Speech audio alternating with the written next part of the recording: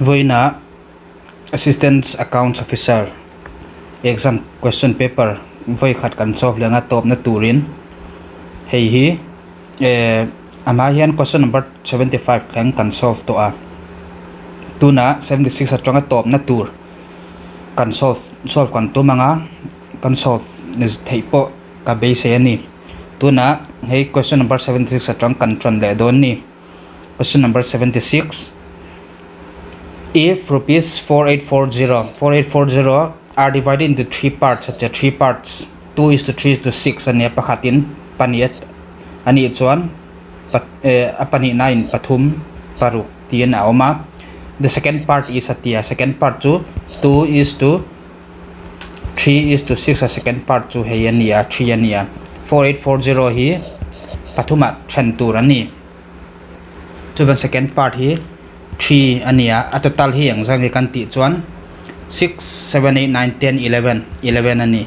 multiplied by hey 4840 ni wangin 4840 ania 11 4 44 11 4 44 2 wangin 4 12 12 13 2 wangin 1320 second part hi option number D 1320 ni khatiang dawin first part an zon chuan hey 2 3 in 2 man tur nia third part an zo chuan 6 man tur ni mai ani. Question number 77 na kan lut le anga. A sum of rupees 7,000 he is divided among A, B and C. A, B le C in an divided in such a way that the share of A and B are in the ratio A le B hi 2:3 ania, B le C ha 4:5 ania. The share of C jon chwa tur ania. The share of C is C nang zan nge an amu don ti kha jon chwa tur ania. Hei ratio ani wangin heta 2 le 3 4 le 5 ani chuan A is to B is to C chu hei le hei 4 2 are 8 ania 4 3 are 12 5 3 hei hi 5 3 are 15 ania. A kha 8 B kha 12 C kha 15 ni mai ani chu wangin hei engza tur nge kan ti chuan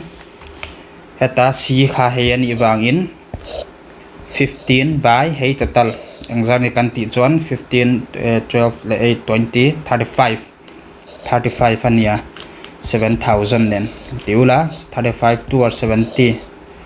ni wangin 215 2 or 30 chu wangin answer chu 3,000 ni mai ni tiang question ka solve tam wangin karon a detail dewin karon ti don lo ni. Next question kan lu tanga. So question number 78 ania 78 chu nge kan ti chuan hetiang na ma A kha 1 by A 1 by 3 of A share is equal to 1 by 2 of B share ania hei jon chwa tur ani hei kan jong chwa kanga 1 by question 2 the total sum of money distributed atia 1 by 3 of A share chu hei len a equal a B share chu wangin A by B chu engzan nge kan ti chuan 3 by 2 ni mai ni 3 transfer chola 3 by 2 aron ni don ni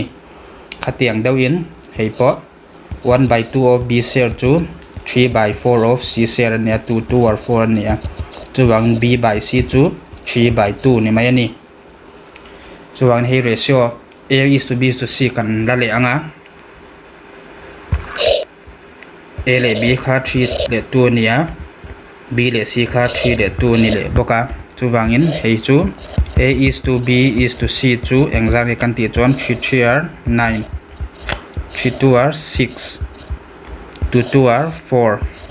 hei ania 9 is to 6 is to 4 ania C share hi 4 ania chu wangin a C in kha 3400 mu wangin 4 by a total hi engzang nge hei hi 9 15 19 ania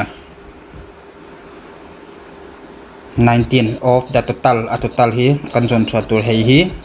C share ania C share kha 3400 ni wangin 3400 ania hei kan selanga 2 are 4 2 1 is 2 2 7 are 14 ani le a 2 8 are 16 to 5 are 10 chu wang a total chu 850 multiplied by 19 hei multiply ula answer in humai dor ani in multiply chuan 16150 ani chu wangin answer chu option C ani hetiang khili ratio hi kan solve tam to wangin detail deun karon explain to lo ani in chat thiam po ka dei se next question kan lu tanga 79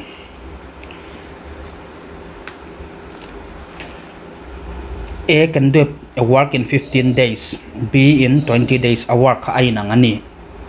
A in ni som panga chung hen a zo anga B in 20 days na zo and they work together for 6 days ni ruk chung an thok duna up and then A left the work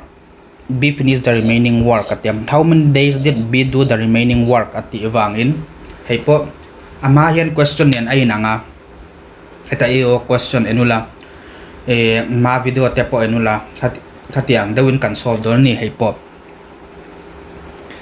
A 1 day work to 1 by 15 niya B 1 day work to ni som ni 1 by 20 niya hey hi anni khat na thok zat tu rani A le B in an thok dun chuan hey chu exam ye kan ti chuan LCM kan la nga 5 4 20 1 5 by 20 niya hey chu 5 4 20 20 15 ania hei kaziak sual ania 15 tur ni zoka 15 hei hi LCM hi 15 le 20 lak chuan 60 ania LCM hei po ka shortcut to mayanga 15 4 are 60 23 are 60 7 by 6 7 by 60 ania hei hi anni khat an thok zat ania ma se they work together for 6 days at wangin an niruk thok zat chu multiplied by 6 ula 6 10 are 60 chu wangin an niruk thok zat chu 7 by 10 ania a remaining chu eng zat hei hi 7 by 16 niruk an thoka 7 by 10 ani chu wangin he tiang zat ani to atuna hei hi an thok zat ania tuna a remaining 3 by 10 che som chua che sagi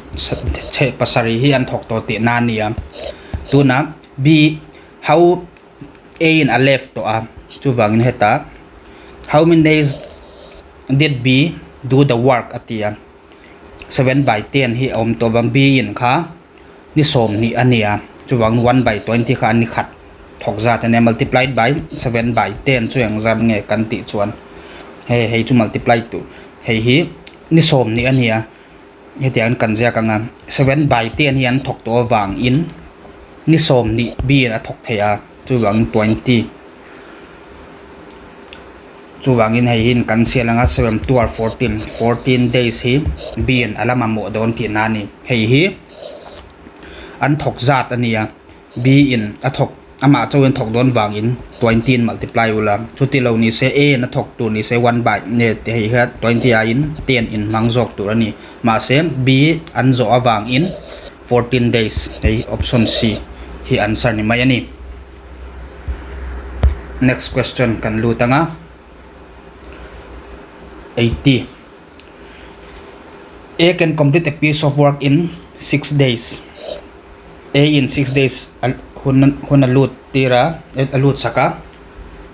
B in 12 days ania if they work together and complete it the portion of the work done by A atia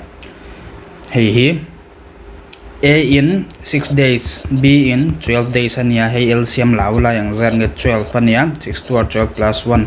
3 by 12 ania 3 4 are 12 1 by 4 ani to maya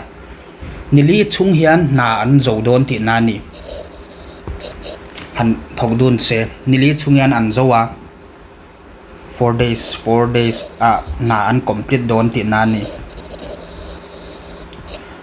ma se a question hi the portion of the work done by A in engzat nge thok ti khania chu bang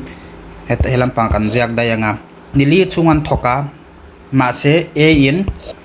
niru ma chawin thok ta se niru ka ni wangin 1 by 6 ania 2 or 4 2 share 6 2 by 3 kha an a na thok zat ti na ni mai ni a hi chak zo ka 1 by 3 hi bin thok zat ania a in hi 2 by 3 thok ti na ni mai ni chu wang answer chu 2 by 3 option D ni mai ani. Next question kan lu tanga 1 plus 1 by 9% of 18 is atia chu wang hei kan jong chuak le anga 1 by 9 11 1 by 9% of 1818 ania hei chu 11 9 are 99 plus 1 100 100 by 9% atia wangin heta tin kan zia kanga by 100 of 1818 ni maya hei chu engzat nge kan ti chuan 100 by 9 multiplied by 1 by 100 ni mai he divide hi multiply in thak chuan heta by 1 oma in reverse donani 0 le 0 cancel the multiplied by 1818 hi 9 1 is 9 2 are 18 9 2 are 18 chu wangin answer chu 202 ani hei divide to pula hei 0 ka ti bal na chan heta karon so yanga 9 2 are 18 ania hei pakhat ila chuka 9 in divide theilo chu wang 8 ila chuk le chu 0 pakhat to mangai 9 2 are 18 tun adik to a 202 answer hei option A ani answer. Next question kan lu tanga heta question na in an election ania soi election two candidate panioma moya le fela ania moya got 35% of votes but was defeated by fela by 350 vote ain thau na hi 750 ania. What was the total number of votes polled in an election atia a votes polled zat heta har sal lo zia chu valid vote om lowa invalid vote om lo shima valid vote lir tina ni mayani chuan har sal lo moyan 35% amu chuan pakhat zokin chueng zat nge mu don ti khania felan a percent zat ni se 65% amu don ni hei chu 100 minus 35% ania 100 minus 35 chu 65 ani chu wangin 750 chu un difference I vote in thau na nia chu wan hei minus sula 65 minus 35 of total votes to undifference ania total votes to heta undifference is 750 ti anzia ka was defeated by fela by 750 neva hi 750 ni donani chu wangin 65 minus 35 to 30 of total equal to 750% heta percent kazak thaingilam percent ania hei hi 30 by 100 of total to 750 ania chu ban hei 0 le 0 in cancel theya chu wangin hei transfer ula hei pani transfer ula total equal to 750 multiplied by 10 by 3 ni donani chu wangin hei hi exam nge kan ti chuan 3 2 are 6 3 5 are 15 0 chu wang a total votes to 2500 ni mai ani answer to 2500 B option B ni mai ani. Next question kan lut ha langa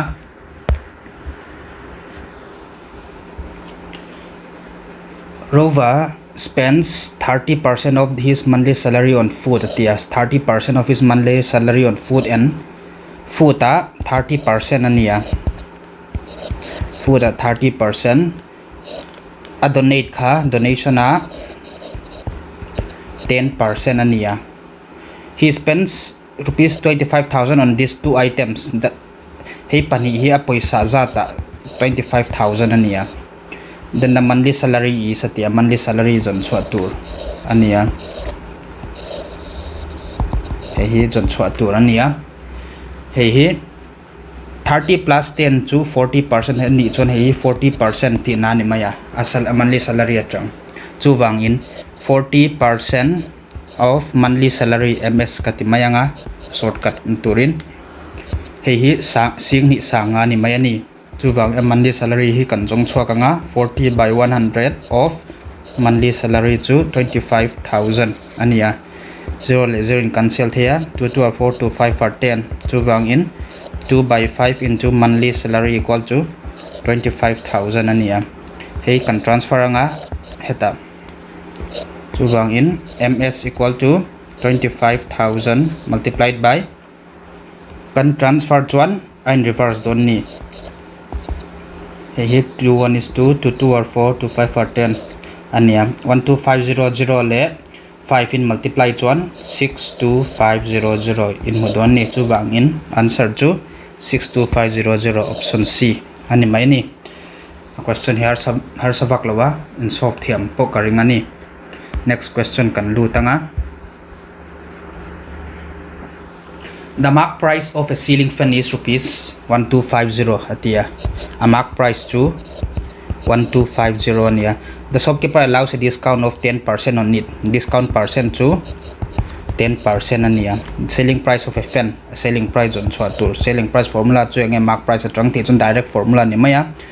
ama video te apo hei hi selling price formula mark price le selling price relation hi karon jak to chu bangin eta mark price minus hei ania formula hi heta tang mark price hi 1250 ania 100 minus d chu 100 minus 10 by 100 ni maya 0 le 0 in cancel thea 125 le 100 minus 10 chu 90 ania hei multiply ula 500 ninga 5595 by 45 4 in hand 9 2 are 18 19 20 22 2 ania 9 1 is 9 10 11 1 1 he heta 0 10 chuban hei hi 0 le 0 in cancel thea heta 0 don lo ani chuban answer chu 1125 option D ani hei direct formula nia har salo ani next question kan lut le dona the mark price of a hair dryer is rupees 5500 nia mark price to 5500 nia it is sold for rupees 4950 selling price to 4950 ania rate of discount what is the rate of discount percent hi jon chua tur ani ni chena formula kan man chia ne nai nanga selling price equal to mark price multiplied by 100 minus d percent by 100 hey formula kan manganga selling price hi 4950 nia 4950 equal to a mark price to 5500 ania multiplied by 100 minus d percent by 100 ania hei le hei kan cancel thea chu bangin 4950 hei kan transfer ngal mayanga hei inkara multiply bang divide ta aron kal donani 100 minus d percent ania hei kan jong chua kanga 5 1 is 5 5 1 is 5 5 9 are 45 5 9 are 45 11 9 are 99 90 ania 90 equal to 100 minus d percent ania 100 kan transfer anga 90 minus 100 an lo ni don ani minus d percent aw manga eta minus hi mai mi alo turani a chan cheta minus of wangin hei 90 minus 100 chu 10 ni lo ani minus 10 turani a chan chu 100 atam zo ka wangin 100 sin minus ania chu wangin minus cha turani minus 10 equal to minus d percent ania cancel anga minus le minus chu wang discount percent chu 10 ti na ni mai ani answer chu heta option B 10% ani next question kan lu tanga the minute hand of a clock is 12 cm long atia sana hi sana nita se a clock kha hei hi a minute hand hi 12 cm atia 12 cm atia chu bangin tengin kan zia kanga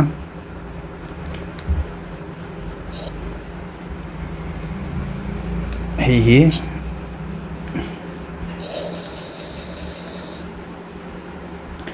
12 cm ni wangin heta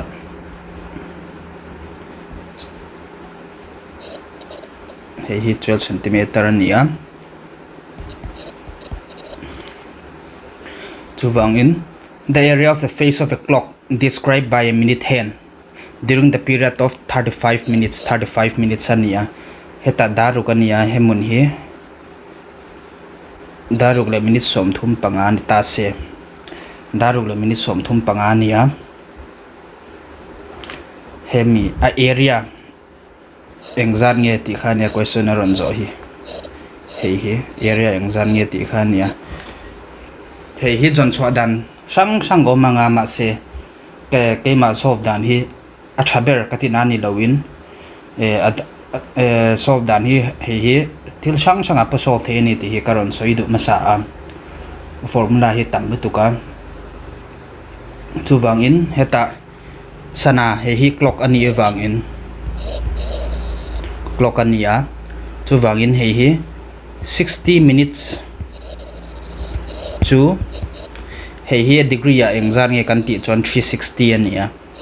360 degree ania 1 minute a chan chu hei ka ren ji amayan hei hi ka tianga hemun kan jon chwa thei don chuan area of a sector formula mananga ya area of a sector chu enge kan ti chuan eta thaten karon jek thanga area of a sector formula chu enge kan ti chuan theta by 360 into pi r square hei hi circle formula nia hei hi heta tang kan jong don ani theta kan ti chuan degree soina nia heta minute som ro ko ma circle a chuan sana chuan minute som ro kania awai hian ka tiangin kwalula minute som ro om don ani ma se a degree a po 360 nia minute 60 minute chu 360 degree ti nani 1 minute chu 360 by 60 ti nani maya ma second shia do chu 35 minute ania 35 minute chu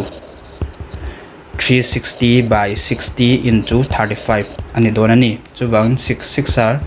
36 5 30 3 and 6 1 is 6 30 19 21 degree ania 35 minutes chu 35 minutes kan ti chuan hemi chung khania 35 minutes he degree a chuan 210 ani chu wangin heta tang kan jong anga area of sector formula tu na kan mang to don ni area of sector kha pa ania theta chuan 210 kan manganga 360 into pi hi 22 by 7 ania hei in shiat tur chu hei 6 minute and 6 degree ni sana shimshima 1 minute kha sana shimshima 6 degree ni ti hi shia ula hetiangin solve kherang ai don lo hemun khangin skip the don ani 1 minute kha 6 degree ani ti hi shiat rang tur ani chu wangin pi r square radius hi 12 ania hemun atang hemun hi radius ania 12 cm ni bang 12 square 12 into 12 ania hei hi 0 in cancel thia 7 3 are 21 ania 3 1 is 3 3 2 are 6 ania 12 in cancel thia om chun chu 22 le 12 ania hei kan solve nga langa 2 2 are 4 2 2 are 4 22 chu wangin 264 ani chu wan answer chu 264 eta option C ani next question kan lu tanga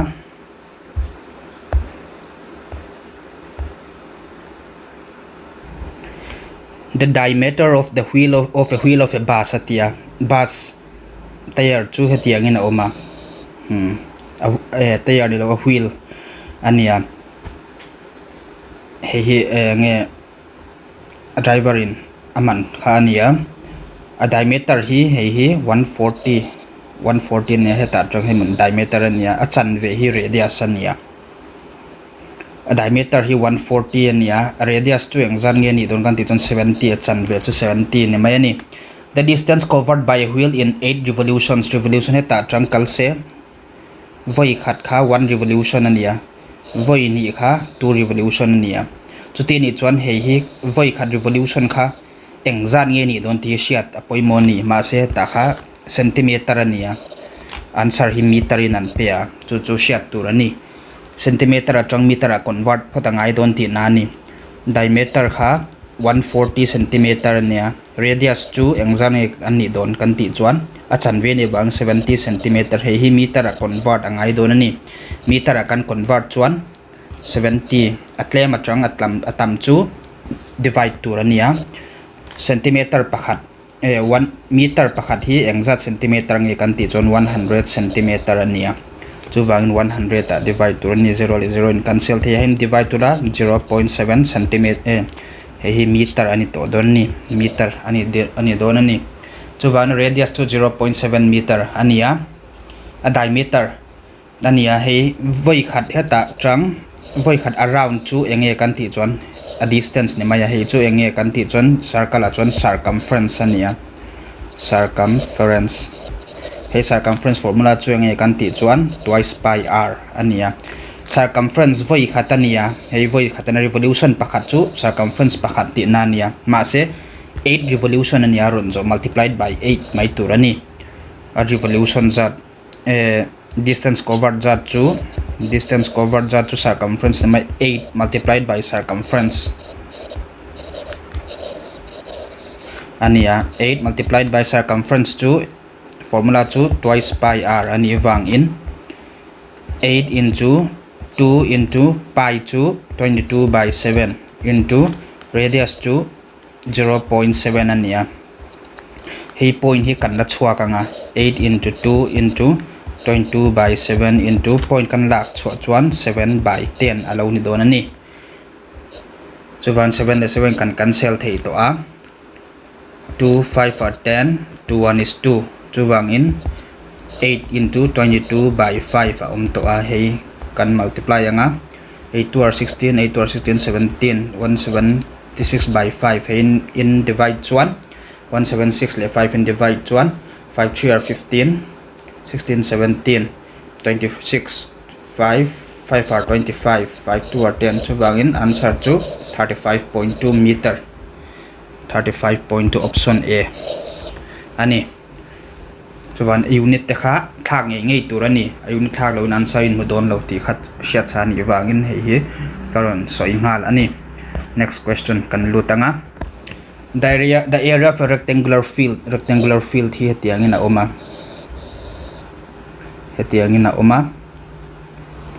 is a area hi heiania area kan ti chuan a area kha 2304 ania area hi 2304 ania the ratio of the length and breadth 6 is to 9 ania ratio kha length le breadth length kha 6 zo kania atoi zo hi breadth ma se hei hi multiply ula hei mudon lo ani chuwangin hei hi a ratio ni wang ania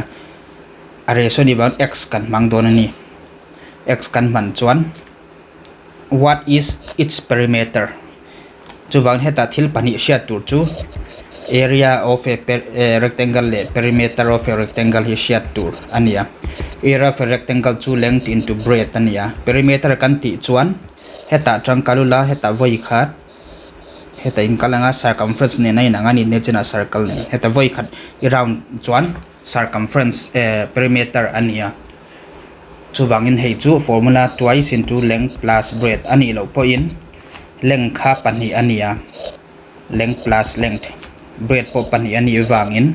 breadth plus breadth hei tiula answer mo mai don ani na se he formula tak tak ania chuwangin tuna area of rectangle a area kha rectangular field chu rectangle ni maya chuwangin area kha example kan ti chon 2304 ania 2304 area formula chu length into breadth ania 2304 length kha example kan ti chon 16x ania 16x multiplied by breadth kha 9x ania 2304 hei 19 le 6 in multiply chon 9 6 are 54 5 in hand 9 1 is 9 10 11 12 13 14 144x square ania 2304 chan chu multiply chuan square aron ni don ni plus 1 x chau ani don ani chuwang tu na x square equal to 2304 by 144 alo ni dona hei 2304 kha ang square nge ti hi in shia du cha chan chu hei hi 144 chu 12 square ani ewangin 2304 karon soi here to lo mayanga a square hi 48 square ania 48 thatagen karon jak thanga x square kha achan chu helam pang hi square ani wang square hin lak chuak ngai dona 2304 hi 48 square ania 144 hi 12 square ni wang hi tian in jak the ani a square ve ania square le square in cancel ta a 12 4 are 48 ani wang in x2 4 ti nani mai ani x4 ni chon a length chu 16x ania breadth chu 9x ani wang length chu engzani kan ti chon 16 into 4 chu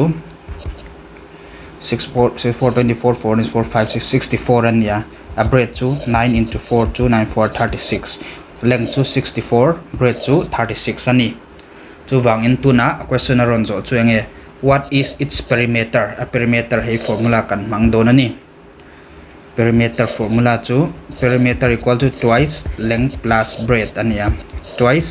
length chu 64 plus breadth chu 36 hey chu 2 into 64 plus 36 to 100 ania 200 ni mai ani answer to 200 heta option C ni mai ani next question kan lu tanga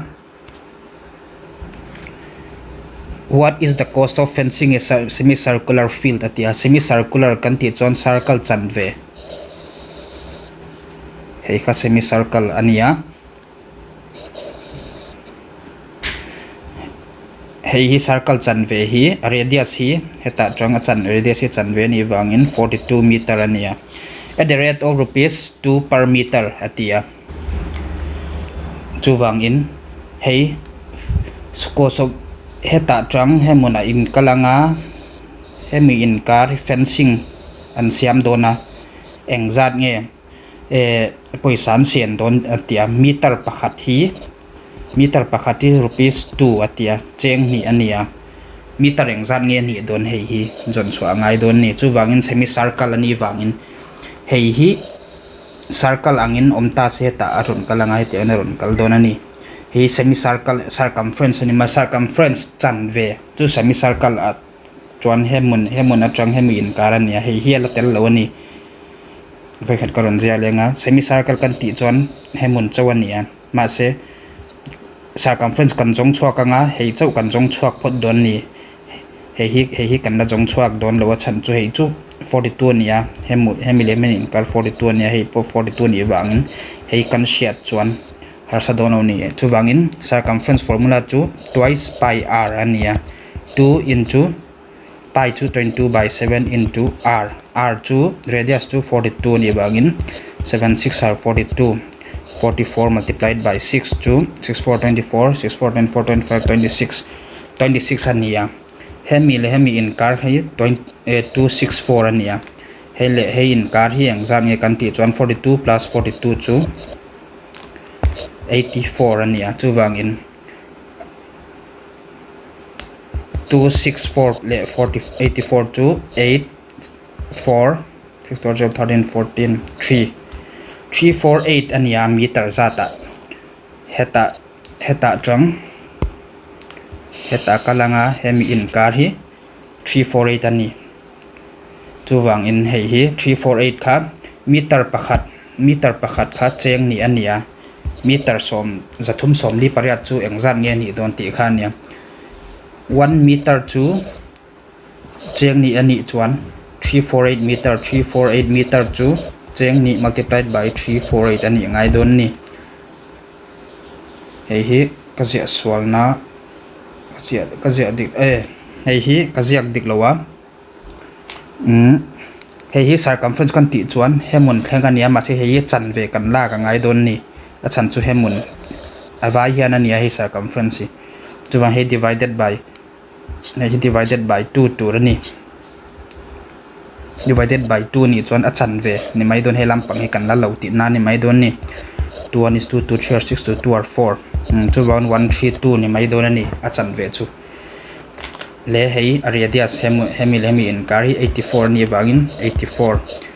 ani a hei hi 6 8 9 10 11 216 ania chuan 1 meter chu cheng ni ani chuan 216 meter chu 216 ani anga 6 2 are 12 2 1 is 2 3 2 2 are 4 4 3 2 meter pakhat cheng ni ni chuan meter zani so paruk chu 432 chu bang answer chu option D ani. Next question kan lu tanga. The diagonal and one side of rectangle are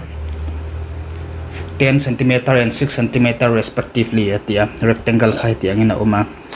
thoten karon jek thanga heti anga kha rectangle ani a hi rectangle ani a and one side of a rectangle a diagonal hi 10 cm ti na nia helam pang hi diagonal side ai nang chi ania diagonal hi 10 cm ania one side of a rectangle khoilam pang helam pang 6 helam pang 6 kan shalo ani na se pakhat chu 6 ani helam pang 6 kan ti photanga. What is the length of the other side of a rectangle atia hi rectangle ania he mi chung che enula he mi chung che in en chuan hi right angle triangle ania chuwang in right angle triangle a chuan Pythagoras theorem kan mang the ni Pythagoras theorem kan ti chuan hypotenuse square equal to perpendicular square plus base square ania hypotenuse kan ti chuan a saber ania a saber chu hei ni mai ani hei saber a chu bang 10 square equal to perpendicular square a chuan pakhat jok in mang the hei kan chong chhuak anga ani hei 6 square kan mang topanga base square hi x square kan manga x hi kan jon chhuak tur ani 10 square to 100 ania 6 square to 36 plus x square ania 100 minus 36 transfer ula minus 36 aron nianga 100 minus 36 to 64 ania x square 64 kan ti chuan 8 square ania chuwang x square na square le square cancel thei chuwang in x chu 8 helam pang hi 8 ti na ni mai ni chuwang answer chu 8 cm ni mai ani. Next question kan lu tanga hey question ania if 5 to the power 3x minus 5 equal to 6 to 5 then the value of x hi jon chhuat tur ania atiang ani chuan hi a factorin kan siam don ni 6 to 5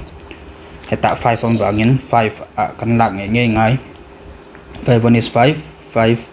2 are 10 5 are 25 5 2 are 10 5 are 25 5 are 25 5 voili ti na ni mai ani chu bangin 5 3x minus 5 equal to 5 voili chu 6 to 5 ani chu ban hele ai nang to bangin cancel thia 3x minus 5 equal to 4 an alo ni don ani 3x ai in transfer chuan minus ania plus in aron kal don ani 3x equal to 4 plus 5 to 9 ani a x equal to hein multiply my transfer chuan divide in aron kalanga 3 3 are 9 chu bangin x to 3 option A ni mai ani answer.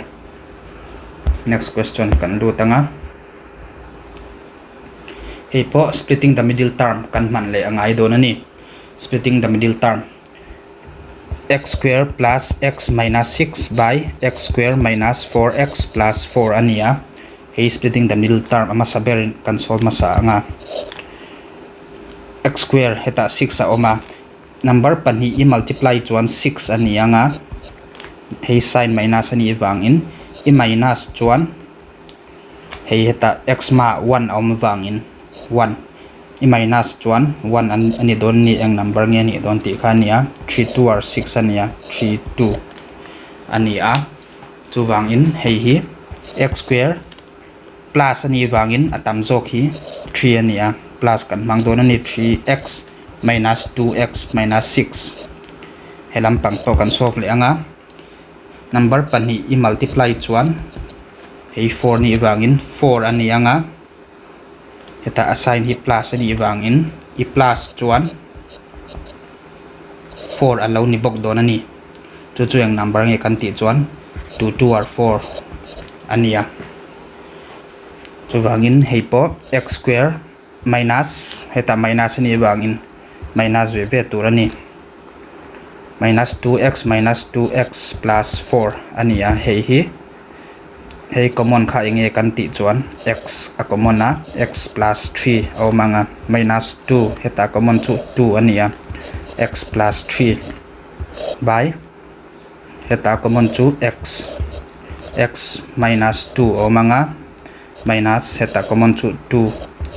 x minus 2 alo ni don ni chu bang heta common chu x minus 3 x plus 3 ania x plus 3 x minus 2 alo om le anga by heta common chu x minus 2 ania x minus 2 om le don chu ban helin cancel theya answer chu x plus 3 by x minus 2 ani don ani chu ban hei x plus 3 le x minus 2 chu heta option b hei answer ni mai ani next question kan lu tanga next question hi hei top na tur ni to a the value of 1 plus hei kan jong chuang hal mai anga explain here to lowin 1 plus 1 by 1 plus 1 by 1 plus 1 by 5 ania question hi hei exact tu nge kan ti chuan 1 plus 1 by 1 plus 1 by hei LCM kan lang halanga 5 ania LCM chu 1 by 5 what is 5 plus 1 ania hei chu 1 plus 1 by 1 plus 1 by 6 by 5 lo ni to a achan 5 plus 1 to 6 ani wangin hei chu exact tur nge kan ti chuan 1 plus 1 by 1 plus hei divide ania multiply and thak chuan a in reverse only 6 by 5 chu wangin hei hi 1 plus 1 by LCM kan na lenga 5 ania 5 plus 6 lo ni anga hei kan solve le anga 5 1 plus 1 by hei divide hi multiply kan thak le anga kan thak chuan hei hi on reverse don ni chu 5 by 11 anom to don ni 5 plus 6 kha 11 ni bang karon jiang hal ani hei LCM in lak chuan 11 ani a 11 plus 5 chu 16 by 11 ani chu wangin heta 16 11 plus 5 ka je sol na om karing dewa 5 plus 1 16 by 11 16 11 plus 1 hei mun hi ka jek sol hei divide ania in multiply thak chon hei an in reverse don ani 6 by 5 to result ani chu wang in hei hi dik thei don lawa 1 by hei LCM lak chon 5 6 by 5 ania hei 5 by 6 alo ni don ani 5 by 6 chu wang LCM chu 6 ania 6 plus 5 chu 11 ania chu wangin 1 by 11 by 6 alo ni to a hei kan solve thale anga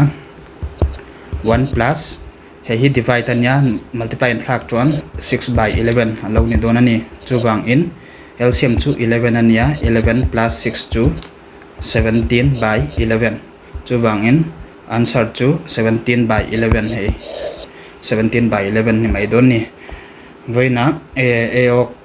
AO question hi kan solve zo to a in share thiam lom chuan comment po in lo da theya nakina thil dang te po kan solve le zel mai don ni voina tan kan du tok phatang kalome